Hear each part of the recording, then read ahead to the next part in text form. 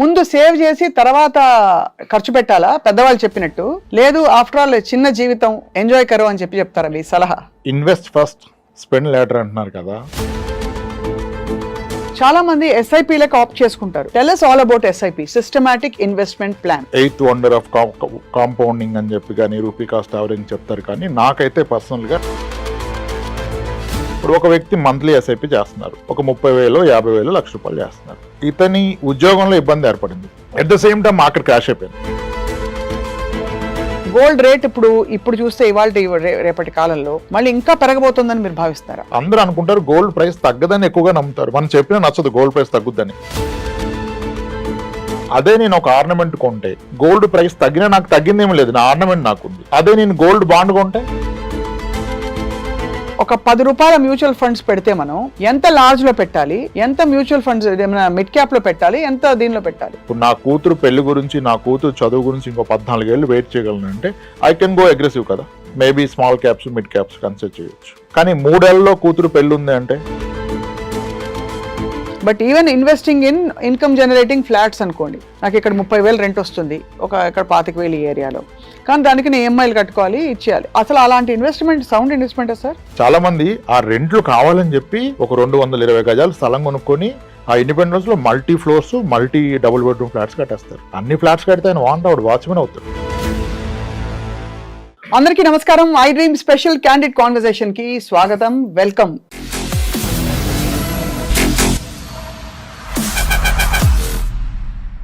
Basically డబ్బులంటే బాగా తాత్వికంగా ఉండే వాళ్ళకైనా సరే, లౌకికంగా ఉండే వాళ్ళకైనా సరే డబ్బు పట్ల ఒక విధమైన రెస్పెక్ట్, ఒక విధమైన ఇష్టం ఉంటుందన్నది ముమ్మాటికి నిజం. అందుకే ప్రతి పైసా ఎక్కడ పెట్టుబడి పెట్టినా, మన బీరువాలో దాచుకున్నా దాని వాల్యూ తగ్గకూడదని తపన పడిపోతూ ఉంటారు అందరూ. So once again here we're with Ram Prasad garu, అందరికీ సుపరిచిత financial planner, adviser and expert. చాలా మంది చాలా చిన్న తప్పులు చేసి ఇవాళ రూపాయి పెరుగుతుంది అనుకుంటారు, కానీ 10 ఏళ్ల తర్వాత చూస్తే అమ్మో తగ్గిపోయిందా అని అనిపిస్తుంది రియల్ వాల్యూలో. సో ఈ క్వశ్చన్స్ అన్నిటికీ ఆన్సర్స్ చెప్పడానికి రామ్ ప్రసాద్ గారు మరోసారి మనతో ఉన్నారు, వారితో మాట్లాడబోతాం. రామ్ ప్రసాద్ గారు నమస్కారం అండి. సో మీరు నెలకి ఎంత పర్సంటేజ్ సేవ్ చేస్తారు, ఆ సీక్రెట్ చెప్పండి సార్ ఫస్ట్ మీ ఎర్నింగ్స్ లో. అంటే అందుకే నేను నంబర్ అడగట్లేదు, నా ఖర్చులు తక్కువ కనుక చాలా ఎక్కువ చేస్తాను. ముందు సేవ్ చేసి తర్వాత ఖర్చు పెట్టాలా పెద్దవాళ్ళు చెప్పినట్టు? లేదు ఆఫ్టర్ ఆల్ చిన్న జీవితం ఎంజాయ్ కరో అని చెప్తారా మీ సలహా? మీరు అలా అడిగితే అంటే ఇప్పుడు చాలా ఇన్వెస్ట్ ఫస్ట్ స్పెండ్ లేటర్ అంటున్నారు కదా. అవును, అదంత కరెక్ట్ కాదనిపిస్తుంది నాకు. అవునా? అదంత కరెక్ట్ ఏం కాదు. Salary minus investments is equal to your expenditure అని చెప్తున్నారు. దాంట్లో స్లైట్ కరెక్షన్ ఏంటంటే salary minus insurance minus expenses is equal to your investment అవ్వాలి యాక్చువల్గా. సో నంబర్స్ తో తీసుకుందాం. మీరు ₹100 సంపాదిస్తున్నారు, అందులో ఇన్సూరెన్స్ అంటే ఏమిటి? Health insurance and life insurance. దానికి పెట్టుబడి పెట్టేదంతా తీసేయాలి, ఎందుకంటే అది లేని పక్షంలో మీ ఏ ఆస్తి కూడా సేఫ్ కాదు కదా. అవును, మీ అన్ని సేవింగ్స్, గోల్డ్, ఇల్లు అన్ని వెళ్ళిపోతే కనుక ముందుగా ప్రతి ఫ్యామిలీకి సరిపడా హెల్త్ ఇన్సూరెన్స్, బ్రెడ్ విన్నర్కి ఏమన్నా అయితే ఆ ఫ్యామిలీని పోషించగలిగేంత లైఫ్ ఇన్సూరెన్స్, ఈ రెండు ఉండాలి. ఇది రిలీజియస్ గా ఈ ప్రీమియమ్స్ పే చేసి మిగిలిందే మీరు టచ్ చేయాలి. సో అదొక ₹5 పోయింది అనుకుందాం ఈ రెండింటికి, సో ₹95 మిగిలింది. తర్వాత ఏం చేయాలి? ఆ 95లో ఒక క్వాలిటీ లైఫ్ స్టైల్ లీడ్ చేస్తూ, పిల్లలకి ఒక క్వాలిటీ ఎడ్యుకేషన్ ఇస్తూ, అప్పుడు మిగిలిందే ఇన్వెస్ట్ చేద్దాం. ₹65 అనుకోండి దానికి మొత్తం, పిల్లల ఎడ్యుకేషన్, ఇంటి రెంట్, లేకపోతే ఇంటి EMI అన్ని కలుపుకుని పోతే ₹65 పోయింది. సో 65 ప్లస్ మనకి ఇదంతా పోను, మిగిలిన 35 ఏదైతే ఉంటుందో అది ఆ 30 ఇన్వెస్ట్ చేసుకోవాలి. ఆ ₹30 ఇన్వెస్ట్ చేసుకోవాలని చెప్తున్నారు. అది ఇప్పుడు అసలు పాయింట్కి వద్దాం. ₹30, ₹20 చేతిలో మిగిలినప్పుడు రామ్ ప్రసాద్ గారు చాలా మంది SIP-లకు ఆప్ట్ చేసుకుంటారు, ఎందుకంటే మనకి దాదాపు ఈజీ లిక్విడిటీ ఉంటుంది అండ్ మనం ఎంత ఎలా కావాలో, ఎంత రిస్క్ తీసుకుంటున్నామో ప్లాన్ చేసుకోవచ్చు. Tell us all about SIP, systematic investment plan. Primary confusion, అందరూ మ్యూచువల్ ఫండ్స్ వేరు, SIP వేరు అనుకుంటారు. Systematic investment plan is investing in mutual fund in a systematic way. వాయిదా పద్ధతిలో అప్పులు కొట్టుకోవడం అలవాటు అయింది, ఇప్పుడు వాయిదా పద్ధతిలో పెట్టుబడి పెట్టడమే SIP. Most popular is monthly SIP. ఈ మ్యూచువల్ ఫండ్లో అందరూ ఎయిత్ వండర్ ఆఫ్ కాంపౌండింగ్ అని చెప్పి కానీ రూపీ కాస్ట్ యావరేజ్ చెప్తారు, కానీ నాకైతే పర్సనల్గా లిక్విడిటీ ఈజ్ పవర్ అనిపిస్తుంది. ఓకే. ఇప్పుడు ఒక వ్యక్తి ₹1,00,000 జీతం ఉంది, అతని మినిమం సర్వైవల్ ఖర్చులు 30,000 ఉన్నాయనుకోండి. బేర్ మినిమం బ్రతకడానికి 30,000 అవుతుంది. Food, just homely expenses, education కాకుండా పిల్లలది 30,000 అవుతుంది. ఈ వ్యక్తి కనుక ఒక 30,000 పర్ మంత్ ఎస్ఐపి చేస్తే SIP is completely liquid. At any point of time ఎంత మేరకు కావాలి అంత తీసుకోవచ్చు, ఏ రోజైనా తీసుకోవచ్చు, ఈ రోజు పెట్టి రేపు తీసుకోవచ్చు. ఇప్పుడు ఏమవుతుంది, ఒక వ్యక్తి ఖర్చులు 30,000, ఇతను మంత్లీ 30,000 దాస్తున్నాడు, which is in liquid form. That means technically is buying one future month every month. ఇతను కనుక ఈ మంత్లీ ఒక మంత్ కొనుక్కోవటాన్ని ఒక 50 నెలలు కంటిన్యూ చేయగలిగితే ఇతని పాకెట్లో 50 నెలలు ఉన్నాయి. అదే, that is freedom, that is wealth. మీకు ఎంత ఆస్తుంది కాదు, ఎంత టైం మీ పాకెట్లో ఉంది. టైమ్ ఈజ్ ఫ్రీడమ్ కదా. అవును, ఇట్స్ నాట్ మనీ. ఆ లిక్విడిటీ ఈజ్ ది పవర్. అందుకని ఎస్ఐపి ఇంత ప్రమోట్ చేస్తున్నారు. పీపుల్ ఎక్స్పీరియన్స్ అయిన వాళ్ళు కూడా దాన్ని అంతగా ఇష్టపడుతున్నారు. అదే, ఇప్పుడు అది లాభాలు నష్టాలు పక్కన పెడితే మార్కెట్ వల్ల కొంచెం అప్ అండ్ డౌన్ అవ్వచ్చు కనుక, కానీ మీ అవసరానికి అయితే ఆదుకుంటుంది. అండ్ ఇంకొక గ్రేట్ ఫీచర్ ఏంటంటే, ఇప్పుడు ఒక వ్యక్తి మంత్లీ ఎస్ఐపి చేస్తున్నారు, ఒక 30,000, 50,000, ₹1,00,000 చేస్తున్నారు, ఒక 24 నెలలు పెట్టారు, ఇతని ఉద్యోగంలో ఇబ్బంది ఏర్పడింది. At the same time market crash అయిపోయింది. సో రౌండ్ ఫిగర్ 1 lakh, 24 నెలలు 24 లక్షలు పెట్టారు. అది ఎర్లియర్ మార్కెట్ బాగుండటం వల్ల 29-30 లక్షలకి వెళ్ళిపోయింది. ఇప్పుడు మార్కెట్ క్రాష్ అయిపోయి 20 లక్షలకి లేదా 19 లక్షలకు వచ్చేసింది. అవును, ఈ అవకాశం ఉంది. ఇన్వెస్ట్ చేసింది 24 లక్షలు, ఇది వెనక్కి వచ్చి 19 లక్షలు అయింది. అది కూడా కొంతకాలం తర్వాత, 22 సంవత్సరాల తర్వాత. అంటే మామూలుగా ఊరికే దాన్ని పడేసి ఎక్కడో ఎఫ్డీలో పడేసి పెట్టినా కూడా ఎంతో కొంచెం అంత పెరిగి వచ్చేది. ఇప్పుడు ఈయన ఇక్కడ పెట్టడం వల్ల తగ్గింది. ఆ రోజు ఈయనకి ఇబ్బంది వస్తే, ఇబ్బంది ఎన్ని రోజులు ఉంటుంది, ఒక జాబ్లో గ్యాప్ వస్తే మేబీ 6 months, మేబీ 8 months. అంటే ఇతనికి అవసరం యాక్చువల్గా 6 లక్షలు లేదా 8 లక్షలు లేదా నెలవారీ 1 లక్ష. ఇప్పుడు అతనికి ఉన్న 19 లక్షల్ని ఒకటి తీసుకోవచ్చు, కానీ రేటు తక్కువలో ఉంది కనుక తీసుకుంటే దానికి నష్టం. అప్పుడు దానికి ఎగెనిస్ట్గా లోన్ తీసుకోవచ్చు. ఓహో, బంగారం మీద ఎలా లోన్ తీసుకున్నా మ్యూచువల్ ఫండ్లో కూడా అలానే లోన్ తీసుకోవచ్చు. అప్పుడు నేను నా ఇన్వెస్ట్మెంట్ డిస్టర్బ్ అవ్వట్లేదు. ఇప్పుడు తక్కువ రేట్లో ఉంది కనుక లోన్ తీసుకుని రేపు పెరిగా కావాలంటే లోన్ క్లోజ్ చేసుకోవచ్చు. అది ఎలా క్యాలిక్యులేట్ చేస్తారు సార్, దాని యొక్క ఇంట్రెస్ట్ కానీ?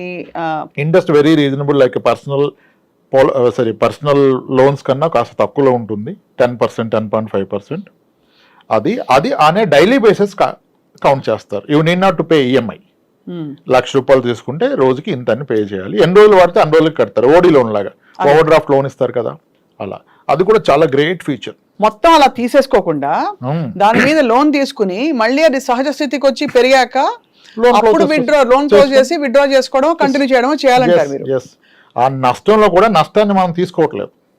డబ్బు తగ్గిన మాట నిజం, ఆ తగ్గిన రేట్లో కొనట్లేదు కదా. ఇప్పుడు గోల్డ్ 7,000 గ్రాము కొన్నాను, రేపు 6,500 లేదా 6,000 అయింది. ఆ రోజు నాకు డబ్బు అవసరం ఉంటే నేను దాన్ని 6,000కి అమ్మితే నాకు నష్టం గ్రాముకు ₹1,000. అదే దాన్ని నేను లోన్లో పెట్టి తీసుకుంటే డబ్బు అంతే కదా. ఇంకోటి, ఈ లోన్ తీసుకున్న క్రమంలో మనకి నార్మల్గా మనం లోన్ అనగానే ఏ పర్సనల్ లోను, హోమ్ లోన్ అంటే మీకు సిబిల్ ఉందా, ఇన్కమ్ ఉందా, ట్రాక్ రికార్డ్ ఎలా ఉంది అంటారు. ఇక్కడ ఏం అవసరం లేదు, నో సిబిల్, నో ఇన్కమ్. కరెక్టే కదా. అది అద్భుతంగా పనికొస్తుంది చాలా మందికి. ఇది చాలా మందికి ధైర్యాన్ని ఇస్తుంది. ఇవాళ రేపు మీ లైఫ్లో రిస్క్ ఏంటి అంటే అందరు చెప్పేది జాబ్ పోతే. జాబ్ పోతే ఏమవుతుంది? జాబ్ పోతే you get a free time, you can go on vacation. How can it be? మీ డబ్బు ఉంటే వెళ్ళొచ్చు. జాబ్ పోతే భయం ఏంటి? జాబ్ పోతే హ్యాపీనే, ఇంట్లో ఉండే హ్యాపీగా ఫ్యామిలీ. కానీ ఎలా లైవ్లీహుడ్ అంటారు కదా, దానికి ఇది బాగా హెల్ప్ అవుతుంది. అవును. ఇప్పుడు 24 నెలల్లో 24 లక్షలు పెట్టారు ఒక వ్యక్తి, ఇంకో వ్యక్తి 24 నెలల్లో 24 లక్షలు ఒక చిట్టి ముందుగా పాడి ఒక స్థలం కొన్నాడు అనుకోండి. అవును, ముందుగా చిట్టి పాడి 30 లక్షల చిట్టి 25 లక్షలకు పాడి స్థలం కొన్నాడు, దాన్ని చిట్టి కడుతున్నాడు. ఆయన చిట్టి కట్టం అయిపోయింది. ఈయన 24 లక్షలు మ్యూచువల్ ఫండ్లో పెట్టాడు. రేపు మార్కెట్ బాగోలేదు, రెసిషన్ వచ్చింది, క్రాష్ అయితే రియల్ ఎస్టేట్ కూడా పడిపోతుంది. కానీ ఫట్టుమని దానికి మీకు బయ్యర్ దొరకడు. ఎక్కడో కొన్న స్థలం మీద మీకు లోన్ రాదు. అబ్బా, అసలు రియల్ ఎస్టేట్ అంటేనే ఇప్పుడు భయం వేస్తుందండి బాబాయ్.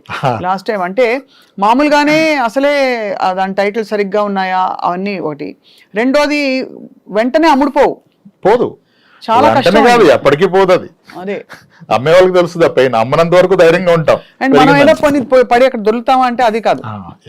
ఏం చేసుకుంటాం? అదొక illiquid asset. It is not a usable asset. Non usable, non available, you need to carry it. అవును, చాలా మంది వీళ్ళు అమ్మలాగా పిల్లకి అంటగడతారు. అవును, ఆస్తి ఇచ్చాం అనుకుంటారు, రేపు వాళ్ళు మనం తిరిగి తిడతారు, ఎందుకు ఇలా ఇచ్చావని. ఈ పోంది నాకెందుకు ఇచ్చావు, ఎవరు కాపలా చేస్తారు, ఎవరు చూస్తారని. సో ఇప్పుడు అర్థమైంది ఏంటంటే దట్ మనం లిక్విడ్ ఎంత దగ్గరగా లిక్విడ్ గా సేఫ్ గా పెట్టుకుంటే అంత బెటర్ అని. ఈ పాయింట్ లో సార్ ఇప్పుడు గోల్డ్ చాలా పెద్ద టాపిక్. ఇన్ఫాక్ట్ లాస్ట్ టైం మనం గోల్డ్ గురించి మాట్లాడితే పిచ్చి పిచ్చిగా చూసారు జనం. మళ్ళీ అడుగుతాను, గోల్డ్ బాండ్స్, గోల్డ్ రేట్ ఇప్పుడు చూస్తే ఇవాళ రేపటి కాలంలో మళ్ళీ ఇంకా పెరగబోతుందని మీరు భావిస్తారా? అంత ఈజీ కాదు మేడం గోల్డ్ ప్రెడిక్ట్ చేయటం. మనకి గోల్డ్ కి కోరిలేషన్ విత్ స్టాక్ మార్కెట్ అని, ఇన్ఫ్లేషన్ అని, వార్ సినారియోస్ అన్ని చెప్పాం, కానీ మోస్ట్ ఆఫ్ ద టైం ఇది రాంగ్ అని ప్రూవ్ అయిపోతుంది.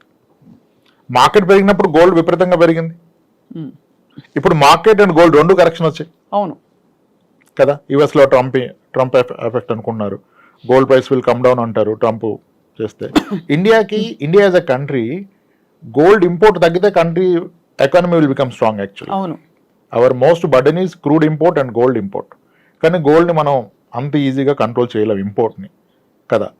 So gold price global parameters మీద ఎక్కువగా డిపెండ్ అయి ఉంటుంది బికాజ్ వీఆర్ ఇంపోర్టింగ్ కనుక. అయితే గోల్డ్ ప్రైస్ ఎలా తగ్గుద్దని పక్కన పెడితే తగ్గొచ్చు పెరగొచ్చు. అందరూ అనుకుంటారు గోల్డ్ ప్రైస్ తగ్గదని ఎక్కువగా నమ్ముతారు. మనం చెప్పినా నచ్చదు గోల్డ్ ప్రైస్ తగ్గుద్దని, పెరుగుద్ది అంటే హ్యాపీగా ఉంటారు. కానీ దేర్ ఆర్ సినారియోస్, గోల్డ్ 6 ఏళ్ల పాటు 8 ఏళ్ల పాటు ప్రైస్ పెరగడం పోగా తగ్గిన కేసులు చాలా ఉన్నాయి. మీరు చూస్తే 2012 నుంచి 2018 వరకు గోల్డ్ ఇంచుమించుగా 15-16% తగ్గింది. 32,000 10 గ్రామ్స్ ఉన్న గోల్డ్ అది 24,000-26,000కి వెళ్ళిపోయి 2012 తర్వాత అలా పడిపోయి 2018లో మళ్ళీ 32,000కి వచ్చింది. ఇది ఎవ్వరూ గ్రహించరు. ఇక్కడ ఎందుకు ఈ పాయింట్ చెప్తున్నానంటే, అదే నేను ఒక ఆర్నమెంట్ కొంటే గోల్డ్ ప్రైస్ తగ్గినా నాకు తగ్గిందేమీ లేదు, నా ఆర్నమెంట్ నాకుంది. అదే నేను గోల్డ్ బాండ్ కొంటే గోల్డ్ తగ్గితే నా రూపీ తగ్గిపోయింది. అవును, గోల్డ్ కాయిన్ కొన్నా తగ్గిపోయింది, ఎందుకంటే I'm not consuming it. Ornament gold కొడితే వేస్టేజ్ మేకింగ్ చార్జెస్ లో పోతుంది. ఎంత పోతుంది? 15, 18, 20. కానీ దాన్ని వేసుకోవడం వల్ల వచ్చే తృప్తి ముందు ఆ 18, 20 కొలలేం కదా అసలు. అట్లీస్ట్ ఆ తృప్తి అయినా వస్తుంది. అది వస్తుంది, అది వచ్చినప్పుడు తగ్గితే తగ్గినట్టు కాదు. హారం సైజ్ తగ్గదు, వడ్డానం ఏం తగ్గదు. అవును, కానీ అదే మీరు బాండ్ లో పెడితే మీ అమౌంట్ తగ్గిపోయింది. అవును, మీరు కాయిన్ కొంటే కాయిన్ వాల్యూ తగ్గిపోయింది. కాయిన్ మీరు వాడుకోలేరు, కాయిన్ డబ్బు దాన్ని కన్వర్ట్ చేస్తేనే కదా వాడతారు. అవును. సో కాబట్టి ఆర్నమెంట్ ఈజ్ బెస్ట్. ఆర్గ్యుమెంట్ ఏంటంటే వేస్టేజ్ మేకింగ్ అంటారు, అది లేని దేనికి షేప్ రాదు కదా. అంతే. ఇప్పుడు సార్, ఇప్పుడు ఇందాక మనం ఎస్ఐపిలు అంటే మ్యూచువల్ ఫండ్స్ గురించి మాట్లాడాం. లార్జ్, మిడ్ క్యాప్, ఇంకా స్మాల్, ఇవన్నీ పేర్లు వింటూ ఉంటాం. ఒక 10 రూపాయల మ్యూచువల్ ఫండ్స్ పెడితే మనం ఎంత లార్జ్ లో పెట్టాలి, ఎంత మ్యూచువల్ ఫండ్స్ మిడ్ క్యాప్ లో పెట్టాలి, ఎంత దీనిలో పెట్టాలి? అది నేను పెడుతున్న అమౌంట్ కాదు, నేను పెడుతున్న టైం హారిజన్ బట్టి అది ఎంత కాలం పట్టగలిగేదాన్ని. తక్కువ కాలానికి అయితే లార్జ్ క్యాప్లు, ఇంకా తక్కువ కాలం అయితే hybrid equity, mix of debt and equity, ఇంకా తక్కువ కాలం అయితే డెట్ లో కూడా short term debt, something like liquid fund, అటువంటి ఫండ్స్ లో పెట్టుకోవాలి. ఇది నా గోల్ని బట్టి, నా టైం పీరియడ్ని బట్టి, కానీ నేను పెడుతున్న అమౌంట్ బట్టి కాదు. అదే ఇప్పుడు నా కూతురు పెళ్లి గురించి, నా కూతురు చదువు గురించి ఇంకో 14 ఏళ్ళు వెయిట్ చేయగలను అంటే ఐ కెన్ గో అగ్రెసివ్ కదా. Maybe small caps, mid caps consider చేయొచ్చు. కానీ 3 ఏళ్లలో కూతురు పెళ్లి ఉంది అంటే అసలు ఈక్విటీనే పెట్టకూడదు. 3 ఏళ్ళకి ఈక్విటీ లార్జ్ క్యాప్ కూడా కరెక్ట్ కాదు. హైబ్రిడ్ కూడా చాలా రిస్క్. అంతే, 3 years లో నెగిటివ్ రిటర్న్ వస్తుంది, ఖచ్చితంగా నెగిటివ్ రిటర్న్ వస్తుంది. సో మన అవసరాన్ని, దానికి ఉన్న టైంని బట్టి కేటగిరీ ఆఫ్ ఫండ్, నాట్ మన అమౌంట్. అదే మనకి కార్తీక మాసం అయిపోయింది, పెళ్లిళ్ళ సీజన్ వస్తుంది. ఒక చాలా ఎక్స్పీరియన్స్డ్ ఫైనాన్షియల్ ప్లానర్ గా మీరు చెప్పండి సార్, ఎవరిని తప్పు పట్టలేం, కానీ ఇంత లక్షలు కోట్లు పెట్టి పెళ్లిళ్ళు చేయడం గురించి మీ అభిప్రాయం ఏంటి సార్?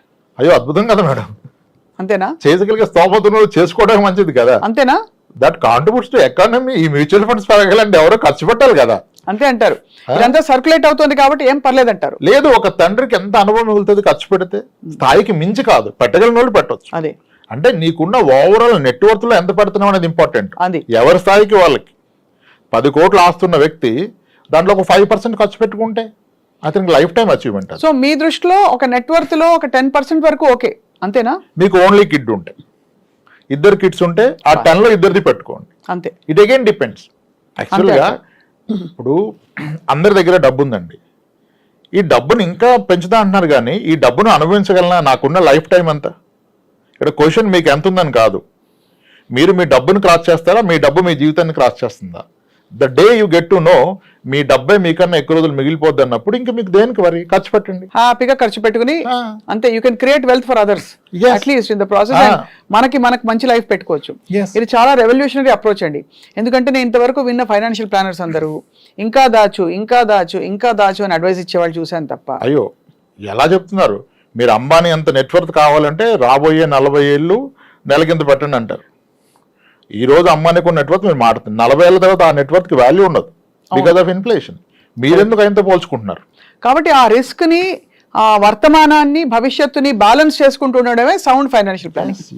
ఇక్కడ చాలా ఇంట్రెస్టింగ్ పాయింట్ ఒకటి అడుగుతాను రామప్రసాద్ గారు. చెప్పండి. రియల్ ఎస్టేట్ అనగానే అందరు ఎగిరి గంతులు వేస్తారు, డబ్బులు పడేసి ఉంచుతాము. ఇందాక మీరు ల్యాండ్ గురించి చెప్పారు, but even investing in income generating flats అనుకోండి, నాకు ఇక్కడ 30,000 రెంట్ వస్తుంది, ఇక్కడ 25,000 ఈ ఏరియాలో, కానీ దానికి నేను EMIలు కట్టుకోవాలి, ఇచ్చేయాలి. అసలు అలాంటి investment sound investment sir? It's all case to case. ఇప్పుడు 60 ఏళ్ళ వయసు దగ్గర పడుతున్న వ్యక్తి అతని దగ్గర డబ్బు పెట్టుకుంటే పిల్లలు అడుగుతారు. అదే ఒక ఇల్లు కొని పెట్టుకుంటే నేను పోయాక ఇస్తానంటే అప్పటి వరకు ఈయన రెంట్ అనుభవిస్తాడు. అవును. ఇప్పుడు పిల్లోడికి పెళ్లి చేసిన వ్యక్తి ఆయన డబ్బు పెట్టుకుంటే ఆయన ఇల్లే పెట్టుకోవాలి. మీకు ఏముంది అంటే ఏది లేదు నాకు పిల్లమంటే ఎవరిస్తారు? అంతే కదా. మీరు అంటే ఇల్లు ఉంటేనే ఇస్తారంటే తప్పది. ఇప్పుడు ఒక అమ్మాయి తండ్రి గాను అన్నగాను అతను నా చెల్లి కానీ నా కూతురు వెళ్తే ఎలా ఉంటుందని ఆలోచిస్తాడు కదా. కాబట్టి ప్రతిదినం ఇప్పుడు ఇల్లు కొనాలా వద్దా, ఇన్వెస్ట్ చేయాలంటే ఇప్పుడు ఏంటి మనం ట్రెండ్ చూస్తున్నాం. చాలా మంది ఐటీలో చేస్తున్నారు, 34-35 ఏళ్ళ వయసు వచ్చింది, పెళ్ళిళ్ళు అవ్వలేదు. అలానే వాళ్ళు చేసుకోవాలని ఉన్నారు, సరైన మ్యాచ్ రావట్లేదు. కొంతమందికి తండ్రి ఉండడు, తల్లి ఒక్కతే ఉంటుంది, వెరీ పూర్ బ్యాక్గ్రౌండ్ నుంచి వచ్చారు, ఇంజనీరింగ్ చేశారు, చాలా స్కిల్డ్, చాలా గ్రో అయ్యారు, నెలకి 2 లక్షలు శాలరీ డ్రా చేస్తున్నారు, 35 ఏళ్ళ వయసు, కానీ ఎవరు చూసేవాళ్ళు లేరు మ్యాచెస్. ఎవరు వచ్చినా అతనికి ఏమీ సరిగ్గా కనపట్లేదు. ఊర్లో చిన్న ఇల్లు ఉంటుంది, ఇతనికి వస్తున్న 2 లక్షల శాలరీ ఎక్కడ రిఫ్లెక్ట్ అవ్వట్లేదు. ఇతను ఎక్కడో ఇన్వెస్ట్ చేసి మ్యూచువల్ ఫండ్ లో ₹1,00,00,000 ఎఫ్డీలో ఉంటుంది, సేవింగ్స్ ఫండ్ లో 80 లక్షలు ఉంటుంది, కానీ ఎవరికి చూపిస్తారు, ఎలా చెప్తారు? అప్పుడు మీరు ఇల్లే కొనాలి. అవును. అతను ఫస్ట్ ఒక మంచి ఇల్లు, దాంట్లో ఒక అద్భుతమైన ఫర్నిచరు, అత్యద్భుతంగా గృహప్రవేశం చేసి అతని రిలేటివ్స్ చూపిస్తే అప్పుడు వాళ్ళకు ఒక నమ్మకం వస్తుంది. అప్పుడు ఎవరన్నా ముందుకు వస్తారు. నువ్వు అంత బాధ మనసులో పెట్టుకొని అవ్వట్లేదని, ఇంకా అవుతుందా లేదన్న భయంతో ఉంటే నీకు హెల్త్ పాడైపోతుంది. నువ్వు సాలబిలిటీ లేదు కదా. అవును. ఏం చూసిస్తారు? కరెక్ట్. బ్యాంక్ అకౌంట్ బ్యాలెన్స్ ఎవరు చూడరు కదా. ఇప్పుడు అది అయిపోయింది, మొదటి పర్పస్ అయిపోయింది. నేను చాలా మంది చెప్తాను, ఇన్వెస్ట్ చేస్తాంటే వద్దు ఆపేసేయండి, ముందు మీ మీద ఇన్వెస్ట్ చేసుకోండి, మంచి కారు కొనండి, మీ అమ్మగారికి పలానా నగలు చేపించండి, మీరు ఇల్లు కొని ఇంట్లో అద్భుతమైన ఫర్నిచర్ పెట్టండి, పెళ్లి చూపులు మీ ఇంట్లో పెట్టుకోండి, చూపించండి, తీరాలి, ఉండాలి, తప్పే ఉంది కదా. అది చేశాక నేను ఇంకొక ఇల్లు కొంటానంటే అప్పుడు పెట్టుబడి పరంగా ఆలోచించాలి. నేను పెట్టే పెట్టుబడి ఎంత, నాకు వచ్చే రేట్ని ఎంత. మొదటి ఇంటికి పెట్టుబడి కాదు, అది మీ కన్జంప్షన్. అవును. ఇలా అంటే ప్రతి వ్యక్తికి, ఇప్పుడు పెళ్లి కాని వ్యక్తి ఇల్లు కొంటే తప్ప అవదు, వయసు దాటిపోయాక. సార్ ఇవాళ రోజుల్లో డబ్బులు చేతిలో ఫ్రీగా ఉంటే తప్ప 1.5 కోటి పెట్టందే ఒక మామూలు ఫ్లాట్ కూడా రావట్లేదు. అవునండి. అంటే ఒక ఇన్కమ్ జనరేటింగ్ ఫ్లాట్ రావట్లేదు. మిగతా చోటంతా 10,000, 15,000 రెంట్, అది ఏ మూలకి పనికిరాదు. ఓ 40,000 రూపాయలు రెంట్ రావాలంటే 1.5 crores మినిమం పెట్టాలి కదా. మరి దానికి కనీసం ఎంత మధ్యతరగతి వాళ్ళు చూసుకుంటే కనీసం ఎంత పెట్టుబడి డౌన్ పేమెంట్ పెట్టినా ₹1 కోటి అయితే వాళ్ళు లోన్ తీసుకోక తప్పదు. అవును. సో మీకు వచ్చే రాబడి 40,000 రెంట్ వర్సెస్ మీరు ఇంట్రెస్ట్ ఎంత కడుతున్నారు EMI చూస్తే అది సరితూగుతుందా? ఇది చాలా బండ లెక్కలు అడిగాను నేను మిమ్మల్ని. లేదు, మీరు వేసింది మంచి లెక్క. ఇప్పుడు దీని మీద నడుస్తుంది, ఏమంటారు, fools build house, wise people live in that. Fools build houses, wise men live in them. Actually, if you see, sir, it's a beautiful thing. Except మనం మేకులు ఎక్కువ కొట్టుకొని పెయింటింగ్లు పెట్టుకోలేని ఆంక్షలు ఉంటాయి తప్ప తలకాయ నొప్పి సార్ ఒక ఇంటిని భరించడం బియాండ్ వాట్ యు నీడ్ చెప్తున్నా. ఇక్కడ అంటే ఇప్పుడు ఏమంటారు అంటే ఇంత వడ్డీ కట్టడం అవసరమా, నీకు వస్తున్న రెంట్ కన్నా వడ్డీ ఎక్కువ అంటారు. కానీ మీరు ఇచ్చింది ఎగ్జాక్ట్ ఫిగర్ చెప్పారు. మీరు 1.5 crore ఫ్లాట్ హైదరాబాద్లో ఈరోజు ఒక గేటెడ్ కమ్యూనిటీలో ఉంటే మీకు 40 నుంచి 45,000 రెంట్ గ్యారంటీ. అవును. 45,000 రెంట్ గ్యారంటీ. ఈ రెంట్ ఎవ్రీ ఇయర్ 5% పెరగడం కూడా గ్యారంటీ. ఓకే. అవును. అంటే 10 years లో రెంట్ ఇంచుమించుగా డబుల్ అయిపోద్ది. అవును. రైట్. కానీ మీ EMI డబుల్ అవ్వదు, ఇది ఎవరు ఒప్పుకోరు. EMI పెరగదు, నిజానికి తగ్గుతుంది. అదేంటి రీసెంట్గా పెరిగిందంటే మీరు అబ్జర్వ్ చేస్తే ఇప్పటి నుంచి కాదు, 95 నుంచి హోమ్ లోన్ ఇంట్రెస్ట్ చూస్తూ రావాలి. 13% హోమ్ లోన్ ఇంట్రెస్ట్ ఉండేది, అలా తగ్గుతూ బిఫోర్ కోవిడ్ 6.97కి వెళ్ళిపోయింది. కోవిడ్లో అది 8.59కి వచ్చింది, ఇప్పుడు మళ్ళీ 8.6కి వచ్చింది. అంటే looking at the long term trend, me home loan interest will go down. Going further మళ్ళీ 7కో 6.9కో వచ్చేస్తుంది. అప్పుడు మీరు అదే ఈఎంఐ పే చేస్తే మీకు ఇంట్రెస్ట్ తగ్గింది కనుక మీరు తీసుకున్న 20 years loan tenure by default 16 years close అయిపోద్ది. అవును. ఆన్ ద అదర్ సైడ్ మీ rent will double in 10 years. Then EMI and rent is becoming equal in 10 years. Equal. And 10 years లో మీ ప్రాపర్టీ వాల్యూ కూడా డబుల్ అవుతుంది. So మీరు అనడం ఏంటంటే ఇలాంటివి పెట్టుకున్నప్పుడు వెంటనే కాదు రిటర్న్స్, ఓవర్ పడుతుంది. పీరియడ్ ఆఫ్ టైమ్ ఒక బ్రేక్ ఈవెన్ పాయింట్ అయ్యాక మీకు యాక్చువల్ రిటర్న్స్ రావడం మొదలెడతాయి. అవుతుంది. 10 years లో most of the apartments are become double. ఎవరు ఒప్పుకోరు, అపార్ట్మెంట్ డిప్రిషియేటింగ్ అసెట్ అంటారు. No, the fact is Hyderabad లో గత 40 ఏళ్ళుగా కొన్న అపార్ట్మెంట్స్ ప్రతి 10 ఏళ్ళకి రెట్టింపు అవుతూ వచ్చింది. 20 years తగ్గిపోద్ది, 10 yearsకి ఏం లేదు. సోమాజిగూడలో క్రాంతి శిఖర ఒక అపార్ట్మెంట్ ఉంటుంది, 1987లో ₹1,00,000 లోపల అమ్మారు. ఎక్కడ డిప్రిషియేట్ అయింది? అదే కదా. శారదా స్టూడియో పక్కన కీర్తి అపార్ట్మెంట్ ఉంటుంది, లాల్ బంగ్లా ఎదురుగా దివ్యశక్తి అపార్ట్మెంట్ ఉంటుంది. ఇవన్నీ 1,00,000-2 లక్షలు కొన్న అపార్ట్మెంట్లు ఈరోజు 40 లక్షలు పైమాట, 60 లక్షలు పైమాట. అపార్ట్మెంట్ డిప్రిషియేషన్ లేదు, కానీ ఎవరు ఇది పూర్తిగా వినరు. డిప్రిషియేషన్ ఎవడు ఉండు, లీకేజు, రిపేరు, ల్యాండ్ రాదంటారు. అలా కాదే. నేను 10 ఏళ్ళకి రెట్టింపు అన్నాను, లేదు అంతకంటే చాలా ఎక్కువగా పెరిగాయి. అవును. 2002లో హబ్సిగూడ స్ట్రీట్ నెంబర్ 8 అంతా ఎంత? 6 లక్షల రూపాయలు ఫ్లాట్. ఈ రోజు ఎంత? అంతే కదా, 60 లక్షలు. 10 రెట్లు పెరిగింది 22 ఏళ్లలో. మలేషియా టౌన్షిప్ ఎంత కమ్మారు? 17-18 లక్షలకి అమ్మారు. ఈ రోజు 1.5 crore పెరగదంటారు. సరే, తగ్గింది ఎగ్జాంపుల్ చెప్పండి, దొరకదు. అందరూ అనుకుంటారు అపార్ట్మెంట్ పాత అయితే ఎవరో కొనరని. ఇక్కడ రియాలిటీ ఏంటంటే అపార్ట్మెంట్ పాత అయితే ఎవరో కొనరు కాదు, పాత అపార్ట్మెంట్ ఎవరు అమ్మరు. అవును. ఇంకో పెద్ద అపోహ ఏంటంటే 20 ఏళ్ళు దాటిన అపార్ట్మెంటు 40 లక్షలకి వచ్చేస్తుంది కదా అంటాడు. ఫస్ట్ ఆయన కొన్నది 5 లక్షలకి, అది 40 అవ్వడం గొప్ప విషయం, అది ఒప్పుకోడు. కొత్త ఫ్లాట్ వచ్చి 80 లక్షలు కదా, అది 45 అంటాడు. అది రాంగ్ కంపారిజన్ కదా. నువ్వు కొన్న రేటుకి ఎంత ఉందో ఆలోచించాలి. పెళ్ళైన 20 ఏళ్ళ తర్వాత కొత్తగా పెళ్లి చేసుకుంటే చాలా ఇస్తున్నారు, కట్నాలు నాకు తక్కువ ఇచ్చారంటే ఎలా? తప్పు కదా. పాతదాన్ని పాతదాన్ని కొన్న రేటుతో కంపేర్ చేయాలి. అలా చూస్తే అపార్ట్మెంట్స్ ది బెస్ట్ అని చెప్పను, కానీ it's not a bad investment. మీరు చెప్పిన లాజిక్ లో 40-45 వేలు రెంట్ ఉంటే 10 ఏళ్ళలో రెంట్ రెట్టింపు ఉంది, మీ ఈఎంఐ రిమైన్ అట్ 90 కదా. అవును. అక్కడ నుంచి రెంట్ పెరుగుతుంది, ఈఎంఐ పెరగట్లా. It starts giving you some money. అది కాబట్టి ఇల్లు కొనటం బ్యాడ్ అని చెప్పకూడదు. మీరు అన్న అపార్ట్మెంట్ వర్కౌట్ అవుతుంది, same logic independent house work out అవ్వదు. Independent house rental is very less. Rents తక్కువ ఉంటాయి, దాన్ని తీసుకునే వాళ్ళు బై కన్స్యూమర్స్ తక్కువ ఉంటారు, దాని రిపేర్లు ఎక్కువ ఉంటాయి. అవును, రిపేర్లు ఎక్కువ ఉంటాయి. చాలా మంది ఆ రెంట్లు కావాలని చెప్పి ఒక 220 గజాలు స్థలం కొనుక్కొని ఆ ఇండిపెండెన్స్ లో multi floors, multi double bedroom flats కట్టేస్తారు. అన్ని ఫ్లాట్స్ కడితే ఆయన వాడు వాచ్మెన్ అవుతాడు. అవును. ఎంత టెన్షన్ అంతమంది టెనెంట్స్కి సర్వీస్ ఇవ్వాలంటే. అవును. పొద్దున్నే మోటార్ కాలిపోతే ఎవడు ఆ రోజు జాబ్ మానుకోవాలి? మీరే కదా. దాన్ని ఇన్వెస్ట్మెంట్ అంటున్నారు. మీ ఓవరాల్ కట్టుబడికి అయిందెంత, మీకు వస్తున్న రెంట్ ఎంత? అదే అమౌంట్ మీరు అపార్ట్మెంట్ లో 2 ఫ్లాట్స్ కొంటే అద్భుతంగా అంతకన్నా ఎక్కువ రెంట్ ఇస్తుంది, హ్యాపీగా కూర్చోవచ్చు. అదొకటి. రెండోది మ్యూచువల్ ఫండ్స్ లేదా ఇంకా లిక్విడ్ ఆప్షన్స్ లో మీరు కనుక ఆ డబ్బులు ఇవన్నీ నెక్స్ట్ లెవెల్. మనకు తెలిసిన దాంట్లో మాట్లాడితే అది వాడుతున్నాం. These all next level. చాలా సౌండ్ అడ్వైస్. అయితే ఫైనలీ సార్ రాంప్రసాద్ గారు, ఇవాటి శీర్షికకి ముగింపు పలికేలోపు రిటైర్మెంట్ ప్లానింగ్ అని ఇప్పుడు మనకి ఇండియాలో కూడా బాగా ఊపందుకుంటుంది. How should middle class working professional plan for their retirement? అంటే ఆ ప్రాసెస్ ఏంటి? ఉదాహరణకి ఇద్దరు పిల్లలు 10వ తరగతి 8వ తరగతి వయసులో ఉన్నారనుకోండి. వాళ్ళ చదువులు పూర్తవ్వాలి, వాళ్ళ పెళ్లిళ్ళు పూర్తవ్వాలి. అయ్యాక వీళ్ళకి కొంచెం మిగలాలి. ప్రైవేట్ సెక్టర్ కాబట్టి మోస్ట్ లైక్లీ పెన్షనబుల్ జాబ్ కాదు. ఎలా ప్లాన్ చేసుకోవాలి? ఇప్పుడు నాకు 60 ఏళ్ళు వచ్చాక నాకు ఎంత డబ్బులు ఉంటే అమ్మ నేను సేఫ్ అని అనుకోవచ్చు, నేను స్వప్నని అనుకోండి, లేదు మా ఇతను అనుకోండి. ఎలా ప్లాన్ చేసుకోవాలంటే మేడం, ప్రయారిటీ చేసుకున్నప్పుడు పిల్లల చదువులు పెళ్ళిళ్ళు పక్కన పెట్టయితే రిటైర్మెంట్ పెట్టుకోవడం అవ్వదు. ఈ ప్రాసెస్లో ఎంప్లాయీ ప్రావిడెంట్ ఫండ్ కూడా ఎవరు ఉంచట్లేదు, బ్యాలెన్స్ తీసేస్తున్నారు. వీళ్ళకి రియలైజ్ ఎప్పుడు అవుతారంటే 50 years వచ్చాక రియలైజ్ అవుతారు. అంటే మీకు రన్వేలో చాలా తక్కువ స్పేస్ ఉంటుంది, you need to take off. అవును, డిఫికల్ట్ అయిపోద్ది అప్పుడు, యూ కాంట్. సో అందుకనే ఆ ఆలోచన ఎర్లీగా వస్తే you will able to make something.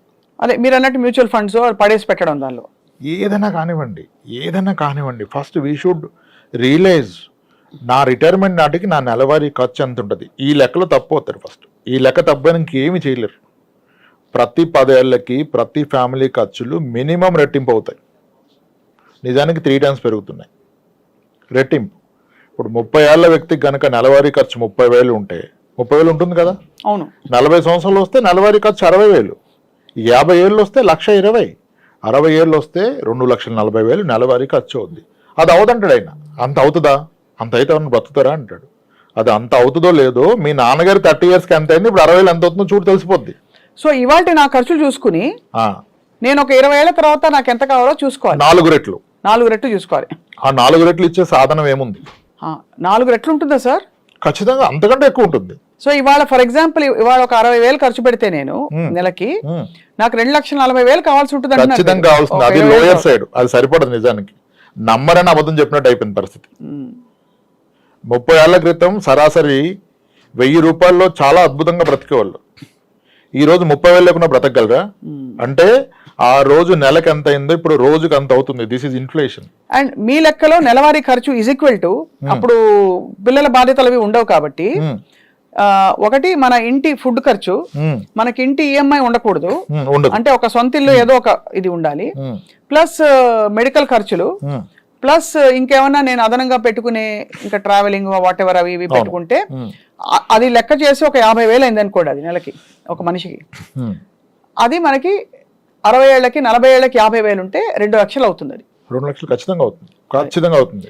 2 లక్షలు నాకు రాబడి రావాలంటే దాదాపుగా ఒక 3 కోట్ల రూపాయలు లిక్విడ్ క్యాష్, 4 కోట్లు అయితే బెస్ట్, 3-4 కోట్లు ఉండాలి చేతిలో. భయంగా ఉంది సార్ వినడానికి. అంటే అలా ఇన్వెస్ట్ చేసి వైజ్ గా ఇన్వెస్ట్ చేసి దాచుకోగలగాలి. ఖచ్చితంగా అండి, లేకపోతే ఇబ్బందులు పాలవుతాయి. అది రేపటి రోజు ఇబ్బందులు పాలవుతాయి. పిల్లలు ఉంటారు, పిల్లలు చూసుకుంటారు అనుకుంటారు, కానీ ఇప్పుడు టైం మారిపోతుంది సార్. సంస్కృతి కూడా మారుతోంది. అందరూ న్యూక్లియర్ ఫ్యామిలీస్లోకి వెళ్ళిపోతున్నారు. పిల్లలు కొంత బాధ్యత తీసుకున్నా కూడా ఇండిపెండెంట్గా ఉండడానికి ఈ జనరేషన్ అలా ఉంది. పేరెంట్స్ ఎక్కువ మేము చూసుకోగలుగుతాం అనే టైప్లోనే ఉన్నారు చాలా మంది. అలా పిల్లల్ని వెళ్ళిపోమని చెప్పే పేరెంట్స్ కూడా వచ్చేసారు. మీరు దారి చూసుకోండి, ఎవరి లైఫ్ వాళ్ళదిరా, let's meet once in 3 months. With in Hyderabad ఉన్న పేరెంట్స్ కూడా ఇష్టపడలే పిల్లలతో ఉంటాను. వీకెండ్ మీరు రండి లేదా మేము వస్తాం అని చెప్పేస్తున్నారు. ఎప్పుడు ఇది మీ ఫైనాన్షియల్ ఫ్రీడమ్ మీరు అచీవ్ అయినప్పుడు. లేనప్పుడు ఏం చేస్తారు, నన్నుగా చూసుకోవాలంటారు.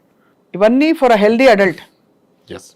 ఎక్కడైనా అవాంఛనీయ సమస్య, ఆరోగ్య సమస్యలు వస్తే ఇంకా అంతకంటే కాంప్లికేటెడ్. బట్ ఏదేమైనా ఇవాళ అనుభవిస్తూ రేపటి కోసం దాచుకోవడం ఎలా అన్నదే ఒక ఆర్ట్. అటువంటి ఆర్ట్కి మీలాంటి అడ్వైజర్స్ ఉంటారు కాబట్టి ఇంకా డౌట్లు ఉంటే రాంప్రసాద్ గారు మిమ్మల్ని సంప్రదిస్తారు. మా వ్యూవర్స్ చాలా బాగా చెప్పారు sir. Thank you so much. నా ఫేవరెట్ సబ్జెక్ట్ ఇది.